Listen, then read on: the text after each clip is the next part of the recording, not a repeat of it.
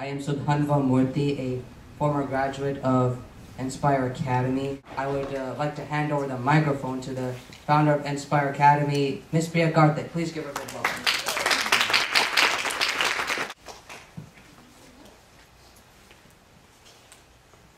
Good evening, everyone. Good evening. I gave you hot chocolate. Good evening, everyone. Good evening. Oh yeah, thank you. I would first take this opportunity to thank the most powerful one-day celebrity, Mr. Jonas. We had a winter storm yesterday, remember? I know, it was a thing of the past.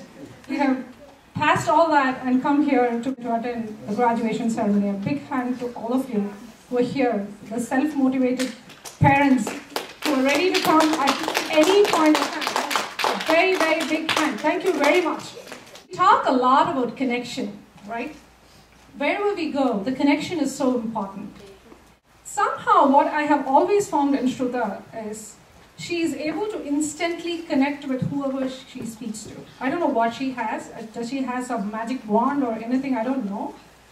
But she's simply amazing. The way she speaks, you will see the genuine nature. You will see the instant connection. And she will be giving you a pep talk very soon. After these students speak, you will agree with me. Each and every one in this room will be agreeing. That is the connection she is able to establish with people, whoever she is relating to. So thank you very much for all of you ready for getting inspired? The students who are presenting their speeches, they have worked hard with tips from Inspire Academy to boost up their skills in public speaking. Well, let's see how they have applied the skills that they have learned to help them in the future. Let's all give a big hand for Meghna. Steve Jobs, the man who thought different. Your time is limited, so don't waste it living someone else's life. How many of you right now have an iPhone or an iProduct with you? Raise your hand. So, majority of the people sitting here have an iPhone or an Apple product. Steve Jobs is an American entrepreneur, visionary, and inventor. He was the co-founder of Apple and the CEO of Pixar. He took technology to a whole new level. Steve Jobs left a mark in this world as a truly renowned leader, something that goes way beyond his help and admire Steve Jobs' dedication to his goals. In spite of all the personal difficulties that Jobs went through, the success that he has reached is truly rare. Not only did Steve Jobs make Apple for money, but he wanted to build insanely great products for the people. So we'll start with a judge each and every time and then get all the hardest questions ready in your head. It's a great job, Meghna. How would you rate Steve Jobs as a speaker? And what do you think really made him what he is in terms of when he communicated his ideas? Well, personally, I think Steve Jobs is actually a great speaker because, you need to be a great speaker if you're an inventor. Because every time you release technology, you need to persuade people that this is the right technology and that you should buy it. And I think this actually had a way of communicating to other people too, because he always, he kind of thought like a kid in a way, building technology that would help kids and people always use it in a easy way. So the way he persuaded it to people had a connection to buy these products. Ladies and gentlemen, please give a big hand for Sanjana. Music is a big part of my life. I like to compose music on the piano, and I like to listen to music almost every day for a long period of time. Till a point my parents have to tell me, literally have to pull the earplugs. The purpose of my speech today is to greatly appreciate my inspiration, Albert Einstein. But my presentation is slightly different. You guys might be already thinking, well, Albert Einstein might be majority of the people's inspiration because he was the smartest man that lived, right? However, I admire him for a totally different reason. It's not as academical reasons at all. Actually, it's because of the way he portrayed himself to the audience and the way he built his personality to become the successful people we know. The fact that he constantly questioned. Now, you guys might be also wondering, well, if you question, how does it show that you're intelligent? However, the more you question, the more intelligent you become. And obviously, if you ask more questions, you receive more answers as well. And there's no better way of learning other than receiving receiving answers to your question. Now, you guys may know that Albert Einstein contributed a lot to the mathematics field. How did he develop the passion for mathematics? Well, his dad was a bookstore owner, so Albert Einstein, one day, curiously, he wanted to go and hang out at his dad's bookstore.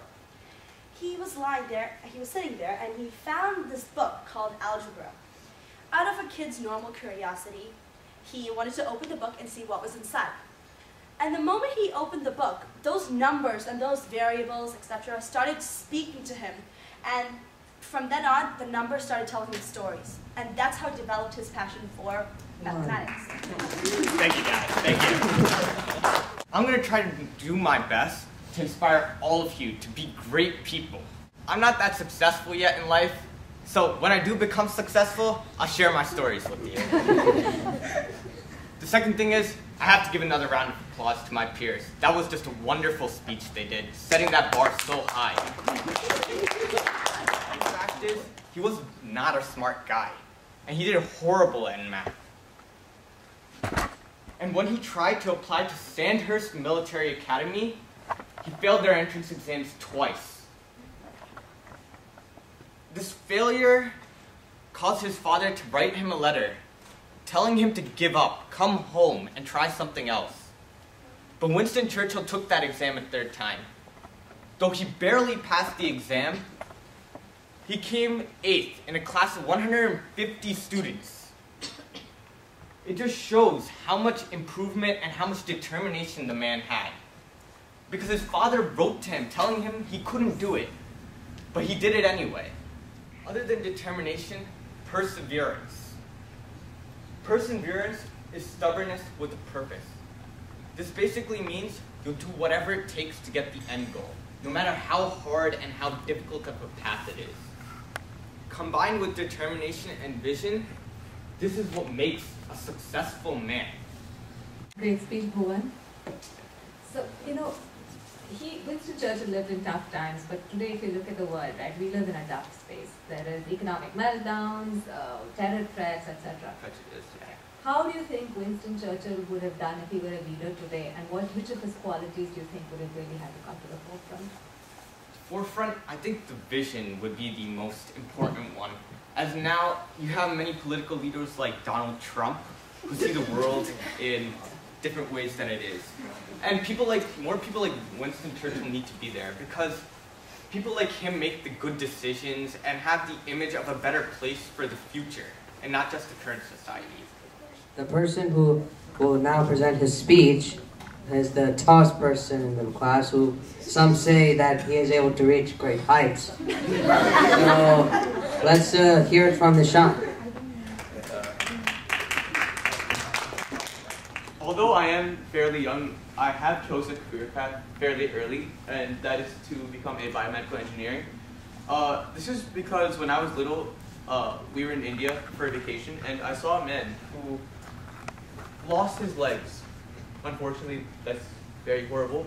However, in a matter of months, he was able to get prosthetic limbs and he was able to walk. This fascinated me. I was a young kid. I was dumbfounded. A man who was once not able to walk, with the power of science and engineering, was able to walk again, which is something that many of us take for granted. And since he was little, his role model, as he is mine, was Joe Montana.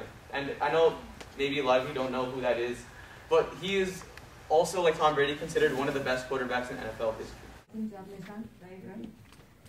So what is your opinion of how Tom Brady has handled the Deflategate and everything surrounding it? I knew that would be a question. I prepared myself too.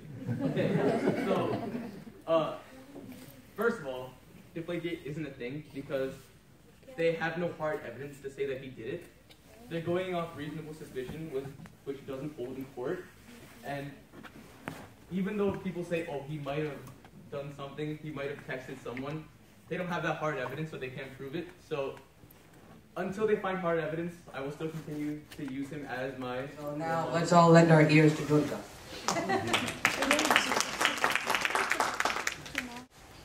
One day you will walk into a room and you'll hear a flute playing very nicely. And you'll wonder, who is that playing the flute very nicely? Well, if you wonder that, well, guess who you actually found? You found yours truly, me. There are many admirable qualities in Dr. Martin Luther King Jr. So one of them includes that he was very persistent and determined. In other words, I mean that he didn't give up just because it seemed as if many people were against him throughout the United States. He kept leading more marches and kept doing more protests. He even gave out many more speeches, which inspired many across the United States to help him in his work to end segregation.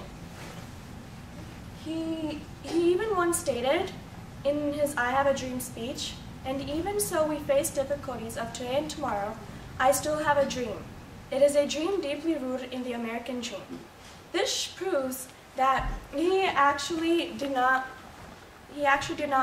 want to give up, and that he would keep trying no matter what challenges he faced in attempts to end segregation.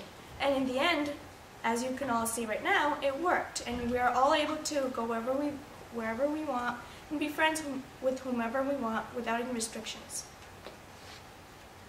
Another quality that I really admire in Dr. Martin Luther King Jr. is that he was peaceful.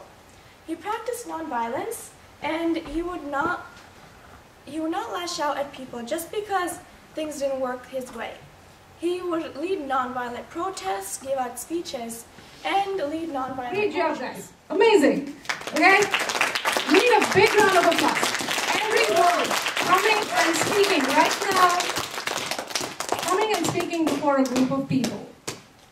First, the nerve-wracking thing. When you have people sitting with a scorecard, they're marking you, they're noting down each and every part of it, it's more nerve-wracking. Okay? And apart from that, they do not have a paper in hand. And right now, we just measured all the times, the average length of the speech is around 15 to 16 minutes. 15 to 16 minutes without a paper, without anything in their hands, straight from their head, without any stuttering. They were amazing.